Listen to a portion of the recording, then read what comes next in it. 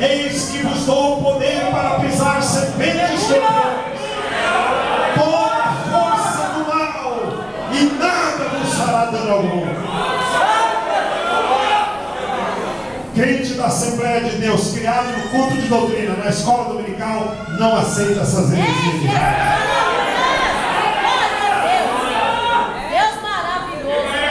Profecia tem que passar no crivo do Novo Testamento. A Bíblia é a maior profecia. E Deus não fala gíria. Profeta que fala com gíria, Deus não está falando. Porque se Deus usar uma irmã, ela pode ser a mais analfabeta, ela não erra nem o português se Deus usar ela. Então, profeta que usa gíria, que fica repetindo a mesma coisa, e aí, para lembrar o que vai profetizar, enche linguiça com língua estranha, para memorizar o que vai falar depois. Irmão, nós não somos crianças, nós somos maduros na palavra. A Bíblia diz: julgai se essas profecias, você tem autoridade para julgar pela Bíblia, se ela é de Deus, se ela é da carne, não faz muito mal. Mas se ela for do diabo, vou dar um exemplo de profecia do diabo. Tem um laço de morte na tua casa. Isso aí é profecia que nem consola, nem edifica e nem exorta. Só traz medo, pavor e problema para a família. A pessoa fica mais apavorada ainda. Então essas profecias que botam medo, que ameaça, o nosso Deus não precisa ameaçar ninguém. É verdade. O salmista Davi diz: misericordioso e bondoso é o Senhor, não nos trata segundo os nossos pecados, mas segundo a sua misericórdia. Deus é longânimo em perdoar e não tem pressa de castigar os pecadores. Salmo 103.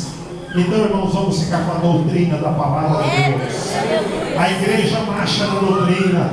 Esta é a verdadeira doutrina, que todo aquele que invocar o nome do Senhor será salvo. Não tem Maria, não tem João, não tem José, não tem guru, não tem papa, não tem pastor famoso, pastor estrela, pastor.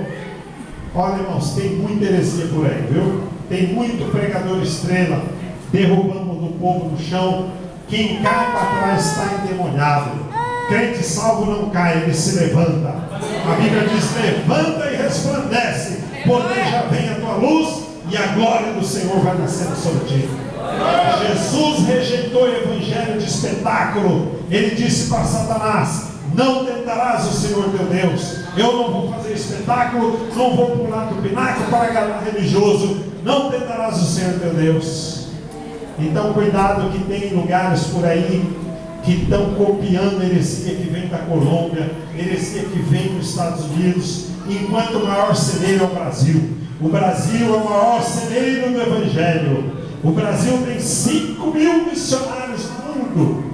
Nenhum país tem essa quantidade de missionários hoje. Então você não tem que aprender com americano, nem colombiano, nem peruano. Aprende com Jesus. Aquilo que você aprendeu na Assembleia de Deus, desde a tua meninice. Paulo disse para Timóteo: tu, porém, permaneça naquilo que aprendeste desde a tua meninice. Não vai atrás dessas ondas novas, dessas novidades. É dente de ouro, é anjo, é cair no chão. Tudo isso é inovação, é moda que vai e volta, mas o Evangelho permanece. Aquele Evangelho simples da Assembleia de Deus: Jesus Cristo salva, Jesus Cristo cura, Jesus Cristo batiza com o Espírito Santo e leva para o céu. Esse é o nosso Evangelho. É um Evangelho simples, mas que o pecador se converte. Vamos continuar pregando este Evangelho. Não vai atrás de inovação, não. Eles não têm vida cristã, eles não têm nada para nos ensinar. Vamos permanecer naquilo que aprendemos na Assembleia de Deus. E ele disse: olha, varões, o Evangelho, esse Jesus que vocês mataram, esse aqui é o 4º ponto da doutrina. Ele morreu na cruz por mãos de ímpios. O Evangelho que nós pregamos é o Evangelho da conveniência. Diga para o irmão que está do seu lado: tá? Evangelho da cruz. Se eu amo a mensagem da cruz, só de boca, né? Mas não quer obedecer. Não quer obedecer o Evangelho, não quer carregar a cruz. Ah, minha cruz está pesada, pastor, eu vou cortar ela no meio. Eu quero uma de isopor, não aguento mais. Toda vez que você pergunta, tudo bem, irmão? Ele fala, lá em Prudente tinha um irmão que ele vivia reclamando. A voz que reclama é a voz que não clama. E a voz que clama é a voz que não reclama, mas conclama e proclama o Evangelho. Tinha um irmão lá em Prudente que você falava para ele, tudo bem, irmão? Ele falava, tudo bem, nada. O diabo está se levantando, ele falava. Vivia reclamando. Aí deu uma igreja para ele, lá no Jardim das Rosas, para ele dirigir. E eu falei para ele, como que está a congregação do Jardim das Rosas? Que rosas, só espinho, misericórdia, lá só tem espinho. Então, irmão, para de reclamar, seja agradecido, porque esta é a vontade de Deus. Para de murmurar, a murmuração, ela não coaduna com a gratidão. Murmuração não rima com gratidão. E a Bíblia diz, sede agradecidos, porque esta é a vontade de Deus. O Evangelho da cruz é o Evangelho da obediência, sabia? E o Evangelho da cruz, a cruz ela está em que sentido? Ela está no sentido vertical e no sentido horizontal. Tem muito crente que ele fala, não, quero saber de Deus, só vertical. E o próximo? E a horizontal da cruz? E o próximo? Você está com mágoa dele? Você está encrencando com ele? E o próximo que você está em dívida com ele? Então o Evangelho da cruz é o Evangelho que nós temos que tolerar os nossos irmãos. Aleluia, Jesus. Glória a Deus. É fácil tolerar? Não é fácil, mas Deus quer que você aprenda a tolerar. Tolera essa irmã aí. Ah, mas ela é chata. Mas tolera ela. Mas aquele irmão é muito chato, pastor. Tolera esse irmão. Você também já foi chato e Deus te perdoou. Mas aquele irmão ali é mala, pastor. Carrega essa mala. Você vai levar ele para o céu.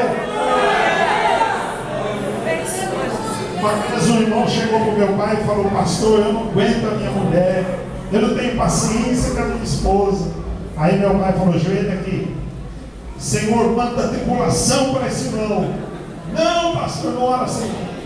Meu pai falou, a tribulação produz paciência. Se você não tem paciência, eu vou mandar Deus mandar tribulação para você. Então, irmãos, o demônio da intolerância tirou milhares de filhos de crente da igreja que estão no presídio por causa do demônio da intolerância. Não pode jogar bolinha, não pode beber Coca-Cola, não pode cuspir, tudo é pecado.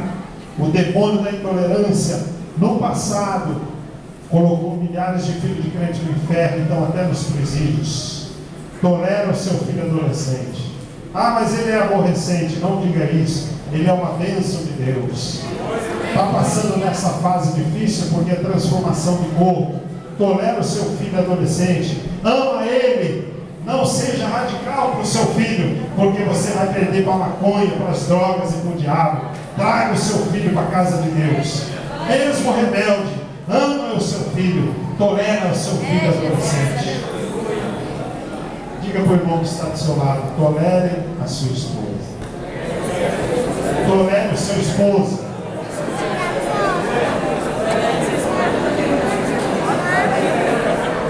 Para tolerar, mas é para amar também, não é só tolerar, não. Para tolerar e amar.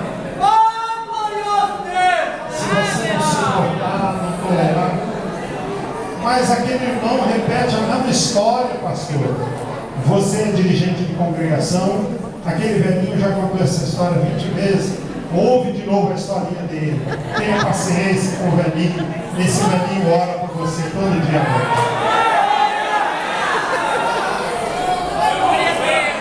A tolerância, suportar a fraqueza dos outros, é o Evangelho da cruz.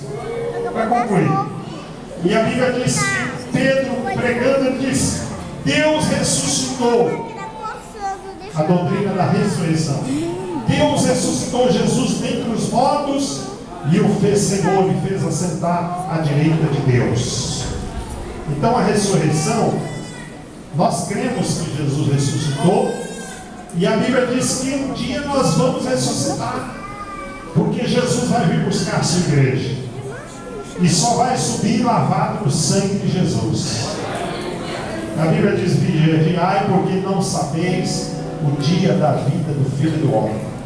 E no dia da ressurreição, a Bíblia diz que os mortos vão ressuscitar primeiro, e nós que estivermos vivos seremos transformados. Anteontem eu perdi um cunhado, que é marido da minha irmã, ex-marido, faleceu anteontem. Eu fui em Campinas no velório dele. Rapaz novo, 60 anos, apesar que viveu quase o dobro de Jesus, né? Mas 60 anos, ele faleceu de repente. Então, irmãos, a morte, ela tem uma fila. Ela tem uma fila grande. De repente, você, nessa fila, é o número 9.580 milhões, o seu número nessa fila. E de repente, o meu número nessa fila é o número 1. De repente eu não vou chegar nem em Santos. Na hora que terminar o culto, eu vou para Santos, né, de carro.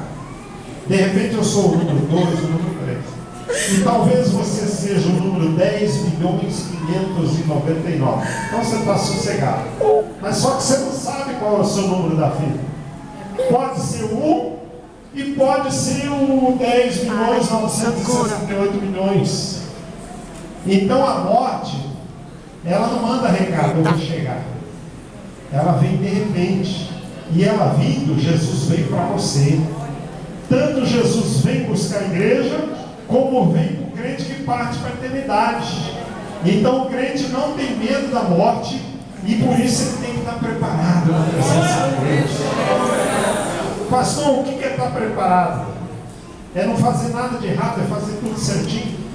Não, estar preparado é estar cheio do Espírito Santo. É claro que você não pode fazer coisa errada, mas é você estar na unção, no Espírito, ligado no trono da glória de Deus, na adoração, na reverência. Isso é estar ligado no céu, porque haverá a ressurreição. Todos vão comparecer perante o tribunal para, diante de Deus, ser ou condenado ou absolvido. E aí Pedro diz assim: e Deus prometeu o reino de Deus através da promessa que fez a Davi. A igreja é a estrutura do reino de Deus. Quando você aceita Jesus, você entra no reino de Deus. E a Bíblia diz que o Espírito Santo é a dinâmica do reino de Deus, porque ele convence o homem do pecado e da justiça. O Evangelho é o poder do reino de Deus.